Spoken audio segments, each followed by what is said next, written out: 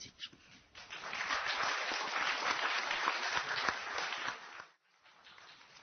Alors je vais vous lire une déclaration commune qui est la suivante et qui s'intitule Champs électromagnétiques et santé. L'évolution darwinienne s'est faite en présence de champs électromagnétiques naturels. La magnétoréception est l'un des mécanismes biologiques permettant aux oiseaux migrateurs et aux abeilles de se diriger. Nul scientifique ne peut aujourd'hui affirmer que la couverture de nos territoires européens par de multiples champs électromagnétiques artificiels n'a pas, n'aura pas de retentissement majeur sur les comportements et la préservation de la faune. Les effets des champs électromagnétiques sur notre santé sont démontrés par l'observation clinique, de très nombreuses investigations toxicologiques et biologiques et certaines études épidémiologiques. Il existe aujourd'hui en Europe un nombre croissant de malades qualifiés d'électro-hypersensibles, devenus intolérants aux champs électromagnétiques. Bien que les mécanismes biologiques de l'électrosensibilité soient encore incompris, celle-ci est reconnue légalement comme un handicap en Suède.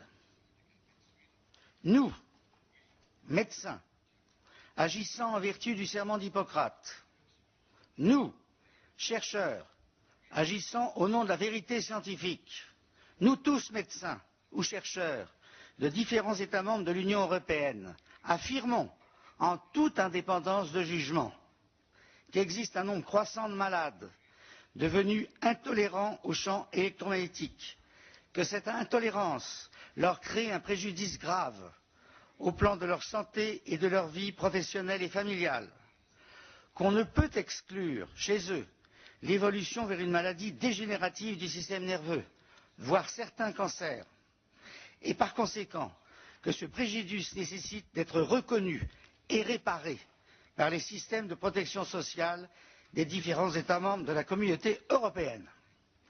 Nous prévenons les pouvoirs publics qu'en l'état actuel de nos connaissances, on ne peut exclure qu'après une période d'exposition suffisante, cette intolérance puisse concerner aussi les enfants et donc être à l'origine d'un problème de santé publique majeur dans les années à venir, dans tous les pays utilisant sans restriction les technologies modernes faisant appel aux champs électromagnétiques.